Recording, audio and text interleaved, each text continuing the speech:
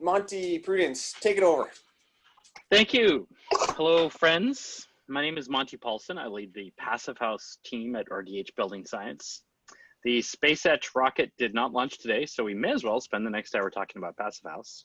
Please turn on your cameras. We want to see your face. Please turn on your microphones for just a minute more and join me in raising a glass. Here is to having survived another week of the global pandemic. You're here. Cheers. Cheers. Cheers. All right. Felicitas. Now you can turn off your microphones and close your web browser. That Johns Hopkins Death Watch page will still be there in an hour. We have a great lineup today.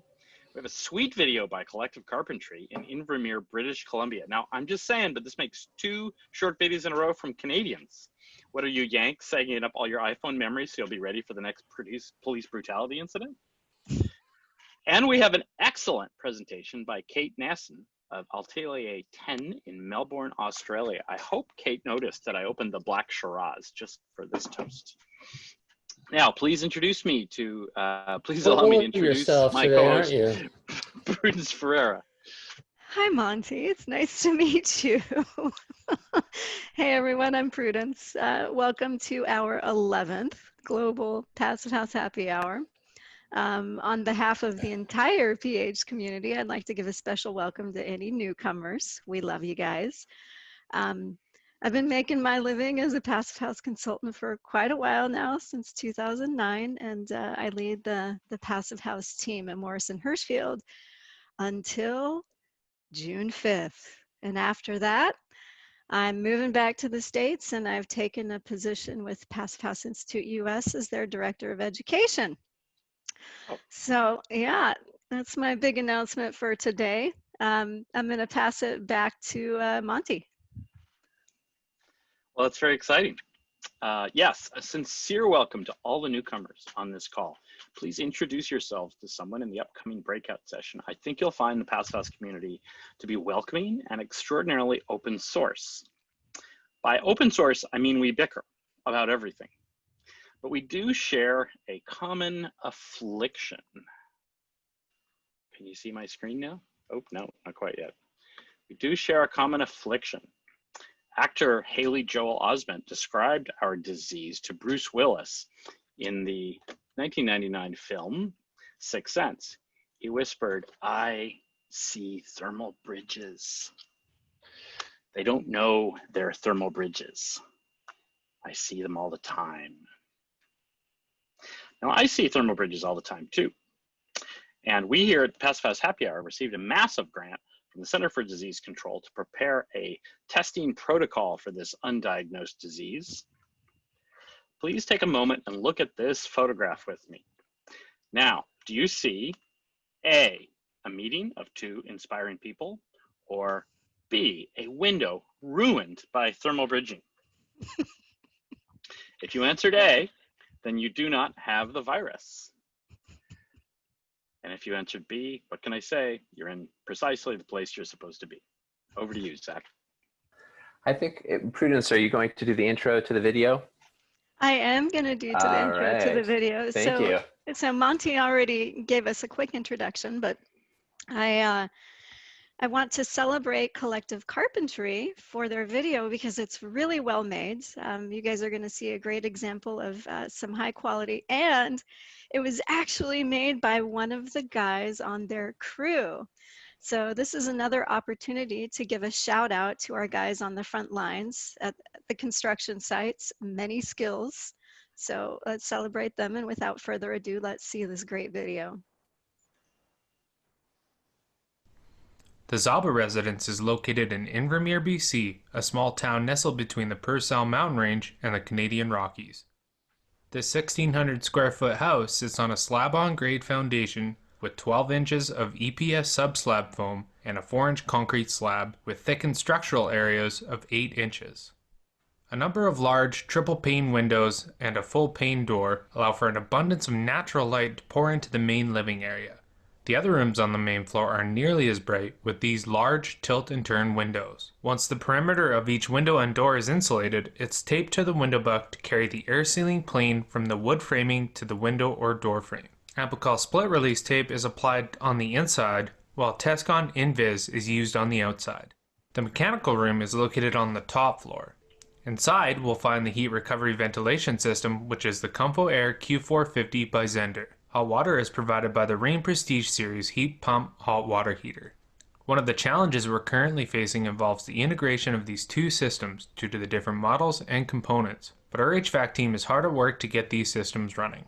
Like all of our projects, the Zaba residence is a prefabricated house. Everything is built in our shop, shipped to site, and installed using a crane or telehandler. The walls are made up of 2x6 framing and a 9.5-inch I-joist exterior. The I-joist cavities are insulated with cellulose, then wrapped with Solitex Minto 1000 and strapped for siding. The roof is installed in two parts. First, the insulated roof panels are flown up, then the exo layer is installed for ventilation and roofing. Once the roof is up, a service layer is installed on the interior. One of the challenges we often face with air sealing are at the panel corner connections. Most areas are easily accessible for taping. Some of the more difficult areas require adhesive caulking to complete the air seal. Despite some minor air sealing challenges, our initial blower door test landed at 0.3 air changes per hour, which is within our desired range, but at Collective Carpentry, we're always striving to do better and help elevate the standard of our built environment. All right, thank you, Collective Carpentry. Awesome. Okay, so we are going to break out into small groups real fast for about 3 minutes to give people a chance to get to know one another real briefly. So this will be a rapid fire session. Introduce yourself and go around the group here. So let me get these set up. And here we go. See you in 3 minutes. All right, I think people are going to be back here now. So I'm going to share my screen and hopefully I figured out how to do this without it being blurry. Let's see. We'll do some quick announcements. Can you see the announcements there, guys? Yeah? Okay, perfect. The Nice problem and is, clean today. That's not fair though. Not bad. I can't see them. It might be the glasses, Zach. It could be, except it's like I turned on the announcements and I can't see them. So I think somebody else is going to have to read them, I'm afraid. Due for a new prescription. All right, the announcements are looking good. So coming up, we've got a call for videos from the North American Passive House Network. It's their virtual building tour competition, and those are due May 29th.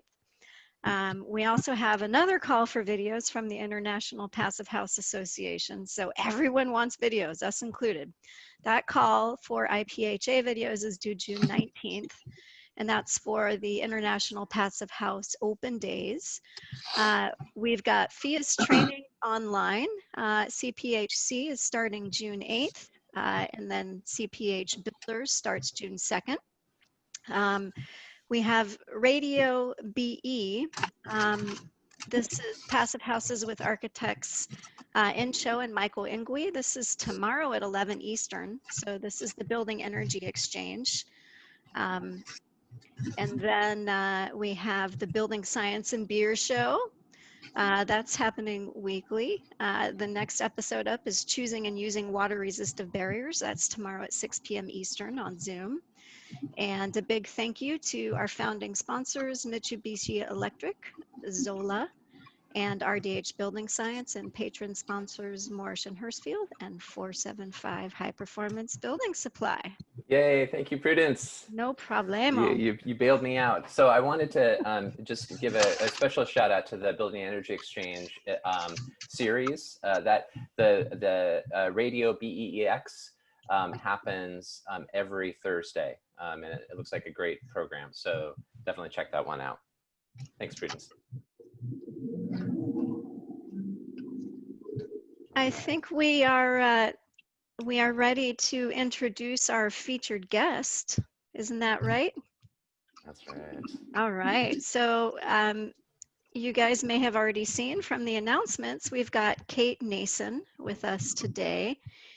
And she actually is quite a rock star.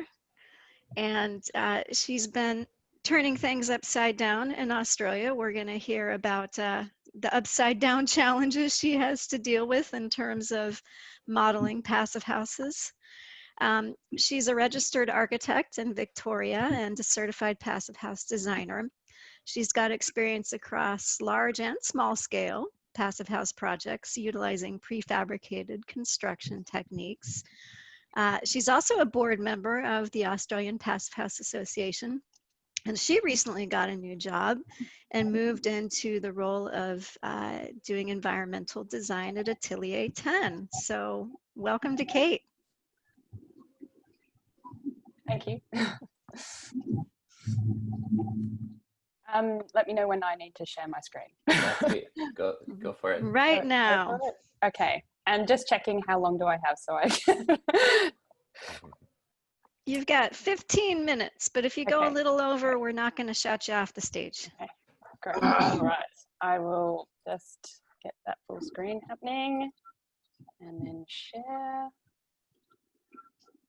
Read the New York Times enough so you can have it. It's too bad because now she's, I mean, she's only Okay, they can hear your voice, so.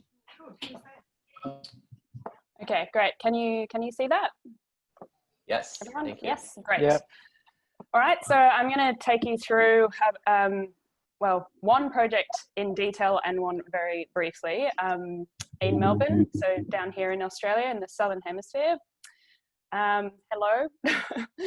I'm going to start in the deep end because that's where I started. What introduced me to Passive House, because it is a fairly new phenomena down here, was this project. So I was working with the JCB team, Jackson Clements Burroughs Architects at the time, and we were commissioned to design this building for Monash University as part of their net zero goal for 2030. So this building is very special, not only to myself, but also Australia, because this is the first passive house large-scale building to have been achieved. It was a special project for the team. It was the first passive house project. We didn't even know what that was at the time. It was the first mass timber project as well. So again, lots of learnings there. And Australia's first large-scale passive house, and the first large-scale passive house to involve CLT, mass timber construction. So it was a big, big learning curve, and I think a really fantastic project, which, you know, I think the world is quite interested in general, but you know, it just has so many learnings to that we should be sort of sharing around. So this is my perspective of this project, very, very briefly. As an architect that had never come across any of these, I guess, aspects before in a project, you know, passive house, let alone CLT. This was our first kind of brain dump. So looking at the facade design, which was my particular, I guess, focus on this project. You know, learning how to detail to meet the passive house standard, but also to deal with the connection details of CLT, what that means for the wall build-ups, where to put the insulation, where to put the air barriers, you know, how to mitigate thermal bridges, how to control acoustics, fire, everything. You know, it was weekly workshops of just intense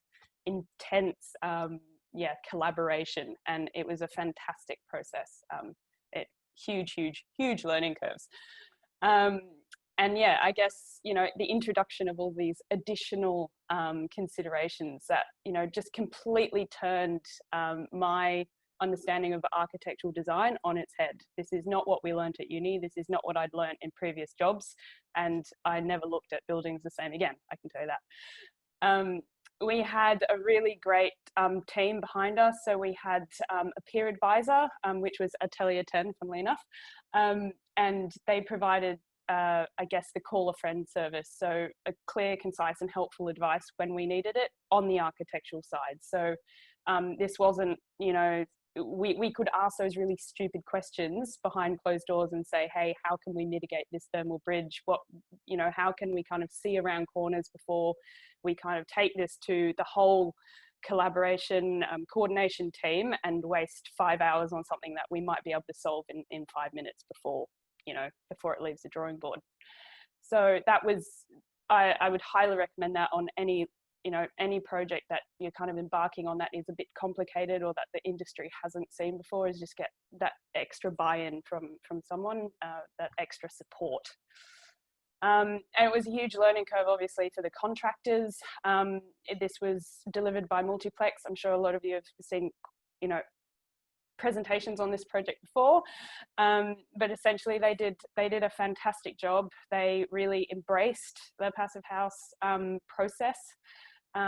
We actually entered into an early contractor engagement process with them, so they were on board before they even got the tender, and they helped us really design to optimize, you know, performance and cost efficiency and all of those things. So again, huge benefit, you know, huge learning that we should transfer to other projects is the contractual agreements that you know, can help us deliver these projects. Yes, so it was all worth it. I think it's turned out more beautiful than anyone could have really hoped for, and I think the students are really enjoying it. I think I meant to tell you what the use of the building was for those who haven't seen it before. It's 150 bed student residence, yeah, for Monash Uni. So we even managed to expose some of the CLT, which was, you know, also quite a challenging concept for the fire engineering. And this is one of the common spaces. So yes, it's just a phenomenally beautiful sort of biophilic, you know, it's just comfortable and lovely to be in. So changing scales a little bit, I guess I re-strategized where I wanted to take my career, and it's all well and good doing these amazing large scale big budget projects, but what about the rest of us? How can we actually upscale Passive House in a different way? How can we make it accessible to everyone here in Melbourne or in Australia? I guess this is a challenge we're all kind of, you know, battling with, but, you know, we've got to start somewhere. So I changed jobs. I changed to a prefabrication firm in the residential and a little bit of education sector as well. And it was small scale projects, but again, they were, you know, Passive House needs to be delivered somehow. And I think, you know, after that project, prefab, it does make a lot of sense. How can you control the quality in a more, you know, sort of, yeah, in a better way. So that's why I chose prefab.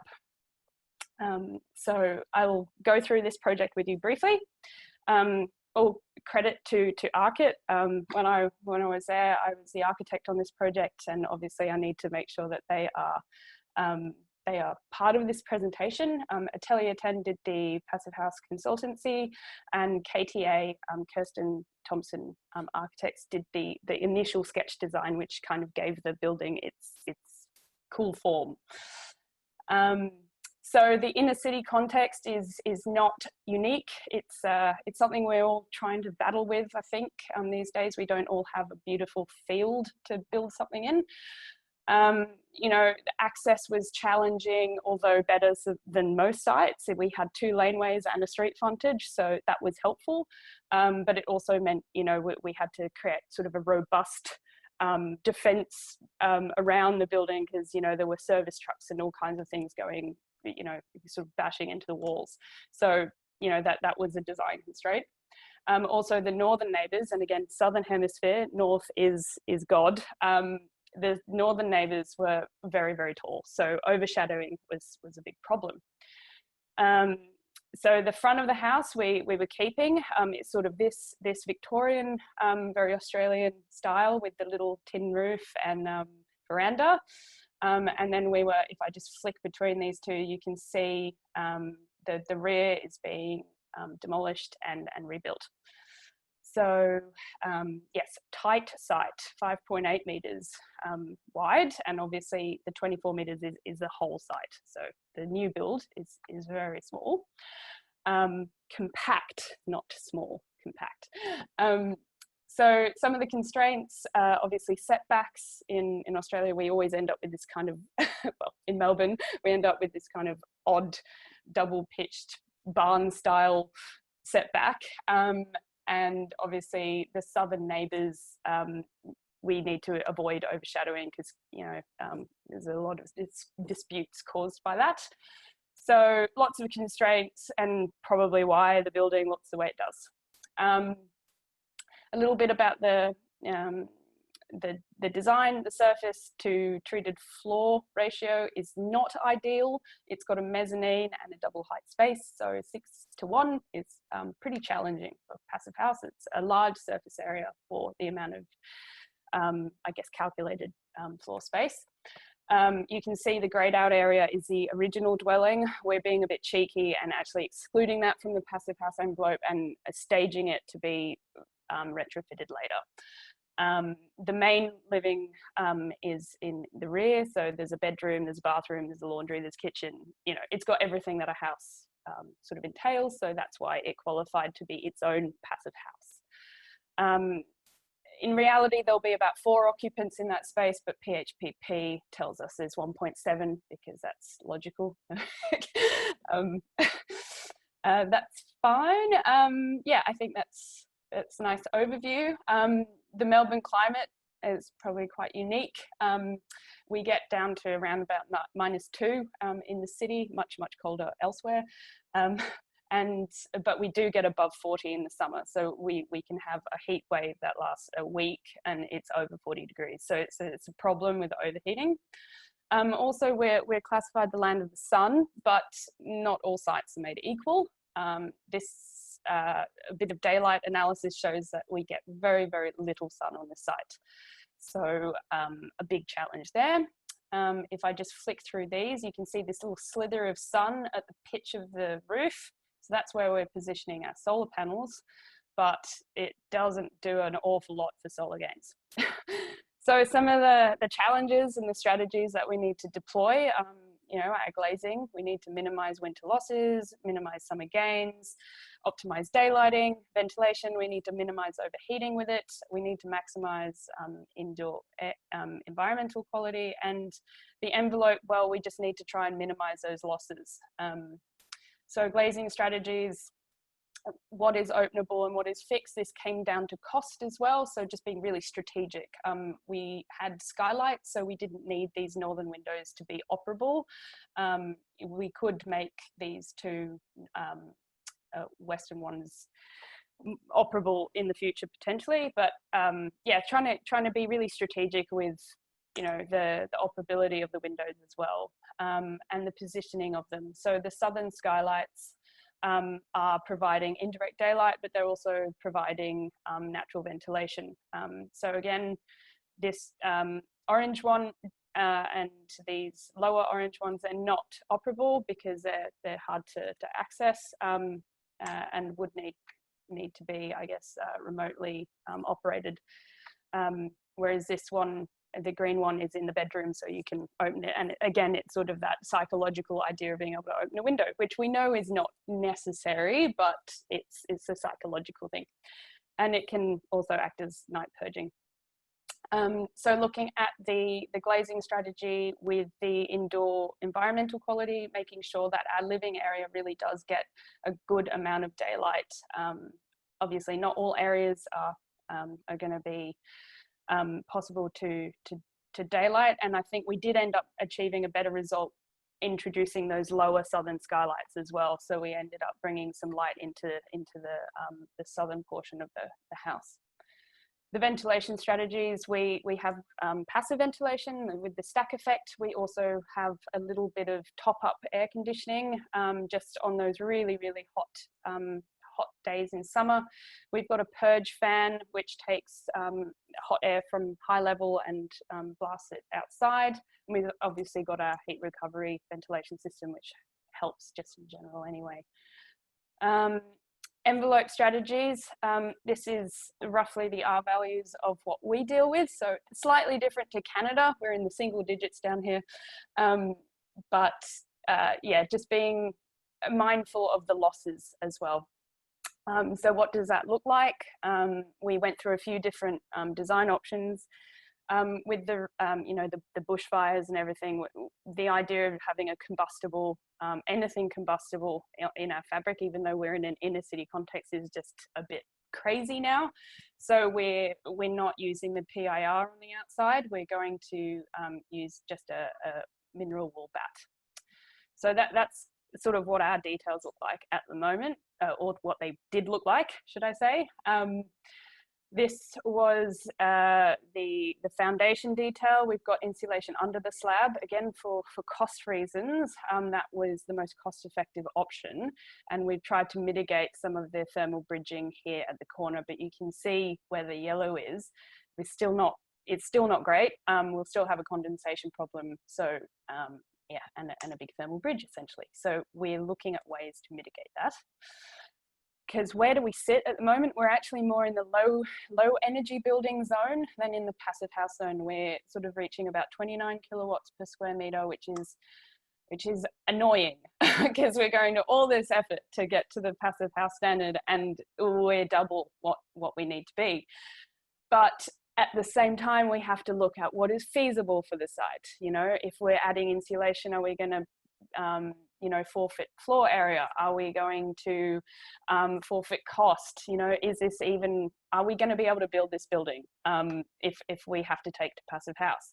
So, you know, the main problem is this not getting enough solar gains. Really, that's the biggest problem. So how do we go about kind of overcoming that? So this was our spec before in grey, and we're adding these elements in red. So in the floor situation, we're actually changing the whole composition completely. We'll have a floating slab with a sandwich piece of XPS and then the structural slab beneath it, and that's the best way to get rid of all of those perimeter thermal bridges, which are impacting us quite greatly. But obviously, it's not just about insulation; it's about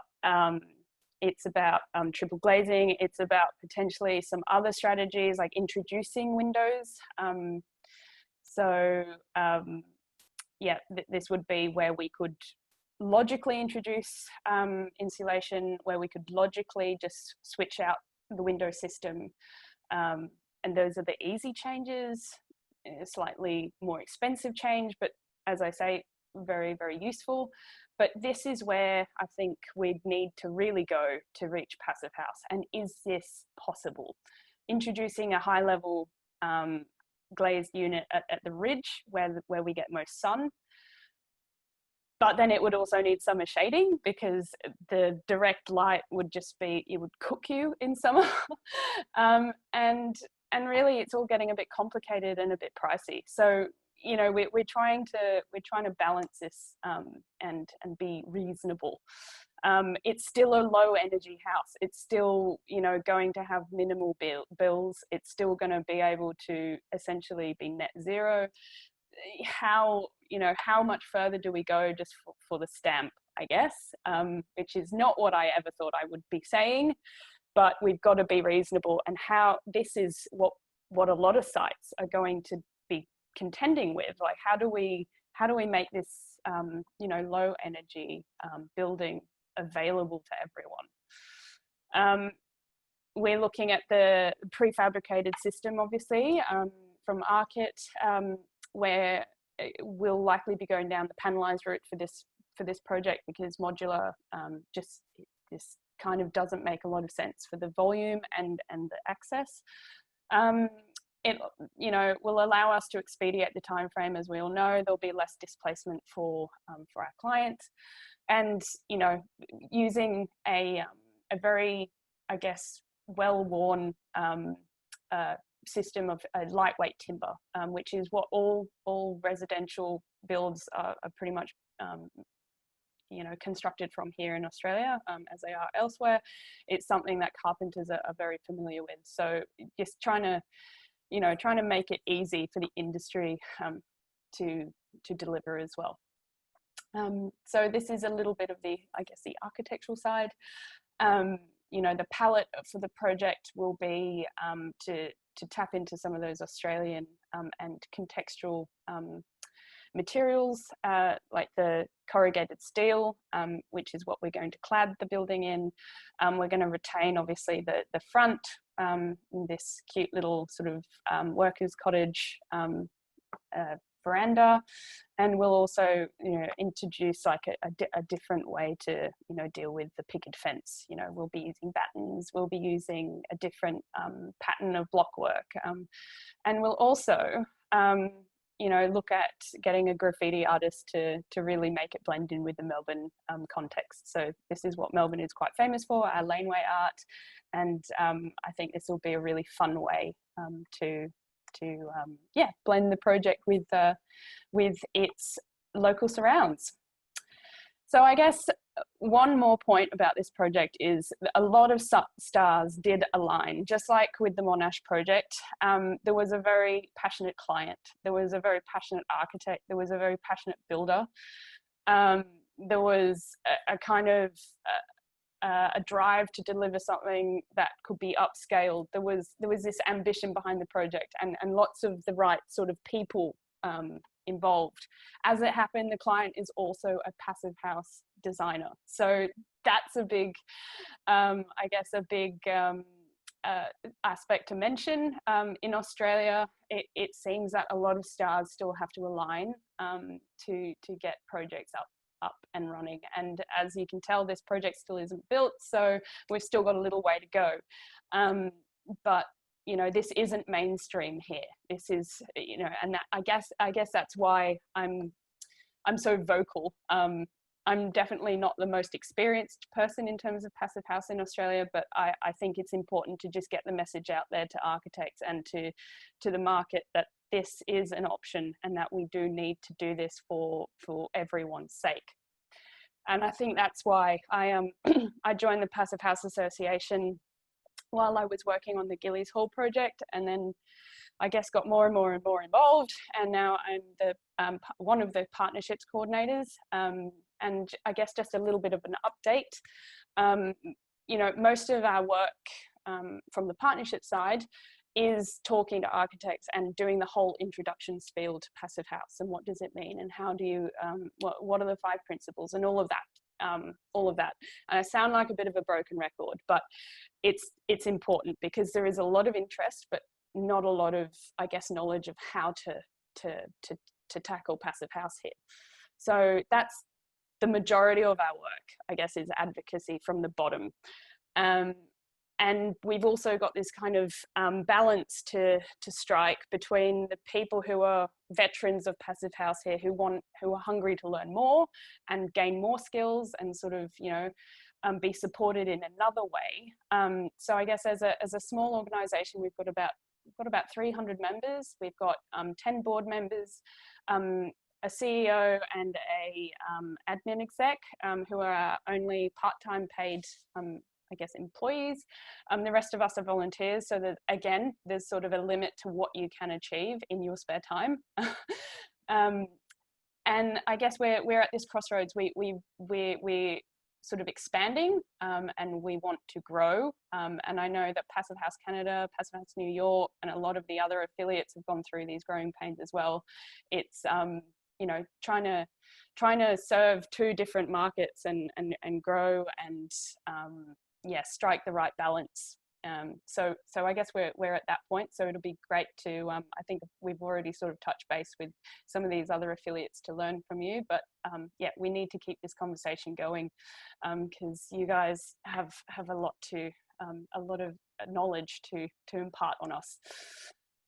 We do have a conference coming up. We are hoping it will be face-to-face.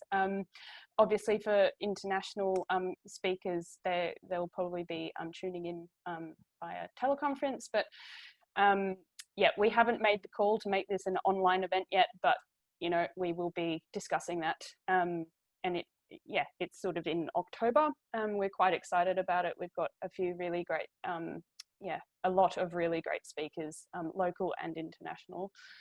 So please, join us if you can. And I'd just like to thank everyone that contributed to the research report that I did for the Registration Board of New South Wales. This was, I guess, an advocacy piece. It was a personal sort of venture. The scholarship could have been given to anyone for any topic, as long as you'd done an architectural degree in New South Wales. I chose this, and it was quite well received, and has been sort of published in all kinds of little odd places, so that's good. And it was really about sharing what's happening in the rest of the world with Australia, and how can we learn from New York and Canada and you know, Vancouver and all of these fantastic places. So thank you to everyone who contributed. It was a huge sort of collaborative effort. And I'll end on this note. I know you guys love a good Passive House in-joke to make us feel yeah, like we're all part of something quite special. Passive House, it's helping us see the world differently, I think, and it's definitely made me look at buildings very, very differently. And I'll leave you with this little meme. Once you see them, you can't unsee them, and I think you look at the city, and yeah, the challenges ahead of us are huge. But also it's a fantastic time to be part of the building industry, because yeah, there's so many ways that we can improve it. So yeah, thanks guys. Thanks so much, Kate. That was fantastic. Awesome. We have time for some questions. Sean, do you have some questions queued up? I do. Sorry, I got excited with that last thermal bridge point. Thanks, Kate. The first question, Stuart, why don't we start with you? This is going back a few minutes. It might have been answered by a couple other people after you, but do you recall your question, Stuart? Was it to do with direct sunlight? It did, yeah. Kick it off with that question. You were talking about the building shape being dictated by legal things about direct sunlight. Is there rulings on that? Like, basically, some people did answer it in the comments, but can you talk about the Australian, I suppose, rules in terms of blocking direct sunlight? I guess the residential rules are you're not meant to impose additional overshading on your neighbours, whether that's east, west, north, south, obviously not north. Yeah, so I guess they can dispute your planning application, and they can take you to court basically. But really, the council is there to kind of yeah, to be the person to just make sure that developments aren't sort of causing any issues to neighbours. I suppose the question is, are you entitled to direct sunlight? Are you entitled to yes, so open spaces need to have a certain hours, and in New South Wales I know they're a lot more strict, I think, in terms of their apartment design guidelines as well. So, you know, bedrooms and living rooms need to have a certain amount of direct sunlight. So there are rules around it. Every state is different. It's almost like a different country. So having moved from Sydney, I was sort of, I had to relearn everything in Melbourne.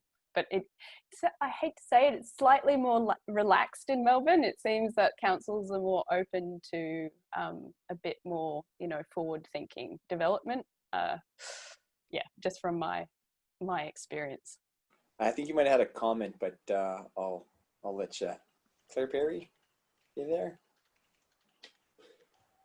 I am here. I can't remember what my comment was because I was chatting away. Actively. No worries. Yeah, you're having lots of fun. Great. I'm glad you were. Your question was, if your neighbors have solar panels, does that require, I guess, blocking some of the areas? Something about. So I made a comment. Yeah, if you've got solar panels on your property, that solar access also applies. So you can't block energy, basically. Okay. Right. Yeah. No worries. Okay, Bronwyn, you got a question? I think you had a couple. I was chirping away. Hey, Kate. Lovely presentation. I had a question about the daylight analysis tool that you used. Do you can you share what that was? It was kind of an interesting graphic that you showed with all the squares, the colored squares on the floor plan. Yes, I can.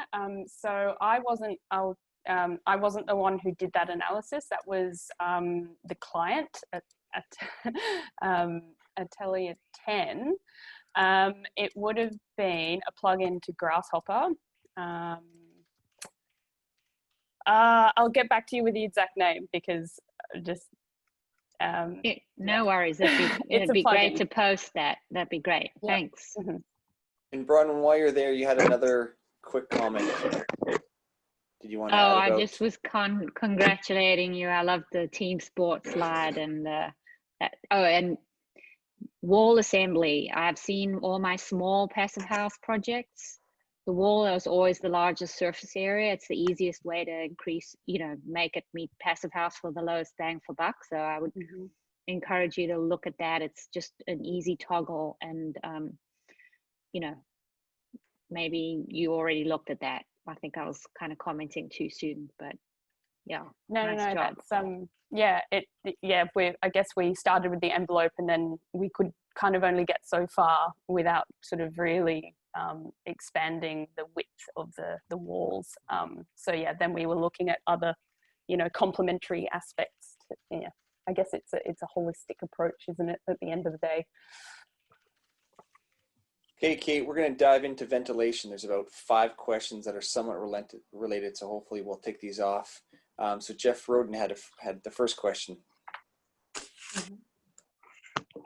Yeah, my first question was, what was the airflow you could expect from just the passive ventilation? And then, of course, if you had a fan, that also works. And I'd be interested in just your whole process to come to that solution. Good question. Off the top of my head, I'm not sure what the airflow rate for the purge ventilation would be. And I'm guessing it would be it would be balanced somehow. But it would only be used temporarily to just extract the heat, maybe for a few hours or so. But Fantech did the ventilation design, so I can put you in touch with them, and maybe we can have a talk on purge ventilation strategies or something for summer. So was there so you had the exhaust at the roof? Did you have a companion intake down in like the basement to make sure that you had a good flow of air? The idea would be to open one of the sliding doors at the ground level to supply it. Yeah. Okay, done. Oh, love Buzz Lightyear, by the way. He's my favorite. Oh, thank you. It's quite contextual at the moment. Justin, are you there? Yep, I'm here. I mean, you kind of answered it in the last one because I wasn't quite sure. So the cross ventilation is really just for the nighttime purging more than anything else. We're still relying on the HRV for continuous ventilation and everything. It's just that additional boost. It's one of those things in PHP that you check off and you magically get a nice boost in your numbers. But the other thing I was going to mention was on the air tightness side. Obviously, that's the other side that if you focus more on that, you can also get better into the threshold, getting like with all 2.6, 0.5 or something. So I don't know if you've. Yeah, that's a good point. I mean, in Australia, we're still really struggling to meet 0.6. So anything above that would be fantastic. But we're going to be as conservative as possible and just say 0.6 for now. And when we've built a few of them, yeah, maybe we can start doing what the Canadians are doing and having a bit of a competition as to how much more airtight we can get than 0.6. Mont, do you want to come on and ask another question about the purge van? Sorry, purge fan? Yeah, I'm just curious if that's a common thing. Do a lot of people do purge fans? Are they humidity or temperature controlled? Is that a thing, or is that just something you came up with for this project? I think it was a little bit of a custom approach because obviously the client is a bit of an environmental design guru. So he came up with a few different ways that we could purge heat out of the building if we needed to. I think he was just concerned that opening a window just might not be enough, and that we just need to pull the air through in another way. And instead of resorting directly to air conditioning, which is the default, I think, it's just another passive strategy that uses very little energy. So we were using a whisper jet sort of, just a small little fan. Obviously has all the air tightness, aspects to it. Yeah. I got a good one about smoky days, but that one's going to be in the queue, so we'll come back to ventilation. Andrew Mickler had a question. I think Elron answered it, but Andrew, did you get the answer you wanted? Well, yeah, maybe we can throw this out to the crowd, and it's Mitch or Sean. You got to practice my last name. So. Don't worry, over beers. I know we will soon enough, my friend. So it's first of all, it's really exciting to say how quickly, and from my perspective, how quickly Melbourne has taken on Passive House, and how mature the buildings are, considering where you started from zero. So just kudos for that. And that also, like, clearly this is a project that's going to be driven by internal heat gains, because you can't have the passive solar so much. And I didn't know it got so cold in Melbourne, so clearly that's an issue. But maybe question statement to everybody in UK as well is, like, how can we look more closely at the internal heat gains of these projects? If 4 people are living in that little house, clearly that's going to be a lot of energy that's not being accommodated in the model. And is that something that we should be advocating for, do more research on and studying? I know the Brits have worked on a little bit, so just something to throw out there as a conversation piece. Yeah, definitely. I totally agree. And small footprint living, we need to tackle this occupancy rate as well. And this site, didn't get a lot of sun, so imagine a site that did. We'd be in trouble. But I guess the 4-person occupancy helps in winter. I guess there'll be more body heat, there'll be more activity. So I guess maybe PHPP is a bit conservative on that side, but not. And I guess was it your cooling that you're struggling with, or the heating side? Both, really. I think the heating side was harder. I think the heating side was the biggest issue, because we just didn't have the access to solar gains in winter. Yeah. And again, we can take that question, Andrew, into the after hours and dive more into it. But again, we're going to throw Nick into this conversation later on. So yeah, I thought so. But again, I wanted to get your chance to throw it in there. Sorry, Lindsay White had a question. Lindsay, still there? I think it depends on which Lindsay. There's a couple from our office. Oh, I think it was you. I've got you in when I copied and pasted your question. So there's a couple of us in the office right now. I'm not sure who, but I think it was about values. So the other person from the office joined, and I think they were asking about why the low R value or something. Potentially, to the way that I calculated, it looked like a 2x6 and a couple inches of mineral wall on the outside. So I would have calculated that R25 in Canadian. So maybe R values are, someone jump in here, maybe R values are calculated differently in Canada. I think we were looking at a U. Let me see my notes. A U value might be more translatable. I asked it in the chat as well, and was informed that it's a metric conversion there. Okay. Times 5.6 to 5.678 indeed. Yes. Okay. Ironically, I studied at UNSW and didn't pick up on that. Huh.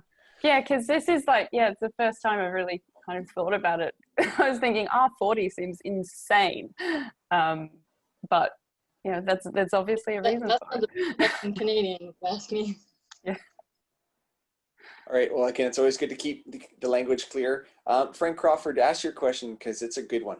So come on and I'll jump you up the line here just because we're about to wrap up the question period. Hello. Great course or great presentation. My question is, did you turn off the natural ventilation option in PHPP just to account for if the smoky day you don't really want to be, or if it's smoking for months, you don't really want to be opening windows? Good question. And again, I can get back to people on the questions that I can't answer right here. But yeah, that's something that in Australia we're going to be looking at. We don't want to have ingress of smoke. I think Fantech also did a really good presentation on how to minimize smoke intake as well. And I'm sure there's different levels of filters that we can insert periodically if we need to, maybe not all the time, but just something to add additional filtration. Yep, yeah, that's what we're doing up here because we're getting smoke from forest fires from the BC now and then as well. Yeah, maybe we need to share some of these events with you guys because there was a lot on obviously bushfire, fire protection, and smoke smoke mitigation in buildings. So yeah, maybe we should have some shared events on this. Great, thank you. Yeah, fires is a good topic. Carol, you had a question. Yeah, hi Kate. I'm in Sydney myself, and I was just wondering, how much is it per square meter to build something like that? Oh, how long is a piece of string? I guess it really if you've got a budget, I guess it's working backwards. You've got to really there's a million different ways to do something. This was a project that we needed to obviously just keep on track, because otherwise it just, if there was a budget and if we exceeded it, we can't build it. So that's why things like the slab, we were looking at different ways. Do we put insulation under the slab? Do we do the sandwich slab? How much extra is that going to cost, and what's the performance difference? Is it worth it? How else can we do it? And coming up with really innovative ways to kind of solve these problems. And as you can tell, this is still a work in progress. We're still, any advice, we're still welcome to integrate it. So yeah, we're just going through the journey, trying to get this off the ground really. So yeah, it's every project is so unique. Yes, no, I agree. Yeah, thank you, Kat. I thought the chat would then continue on with the conversion between meters and feet and have fun conversations there too, since we had a good one on our value. So we've got a couple minutes left in our time here. So why don't we turn it back to Zach to just give some final announcements, and then we'll say goodbye with Prudence and Monty. And then for those that didn't get their questions answered, I've got a list here, and we'll continue on in the after hour. Great, thank you. And thank you so much, Kate. That was awesome.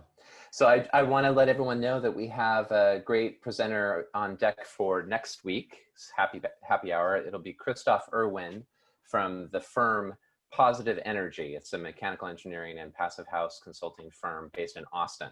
And he'll be talking about one of the first passive houses designed and built for that climate zone and that market. So it should be really interesting, some new issues that we can be talking about here. And with that, I'll hand it off to Monty and Prudence. All right, well, thank you everyone for joining. Thank you so much, Kate, and thanks to Collective Carpentry for our great video. Please, we want to see videos. One last call for that. And over to you, Monty. Yes, thanks, Kate, and actually to everyone from south of the equator who joined us today. It's really exciting to be reconnecting more because we see so much familiarity in the projects you're dealing with and the issues you're dealing with. We'd love to see you more on these calls and hear from you more generally, and see if there's ways maybe we can integrate our conferences and our nonprofits and other things more so. Thanks also to Rain and Andrew and everybody at Collective Carpentry, and thanks to everybody on this call. We look forward to seeing you back here next week.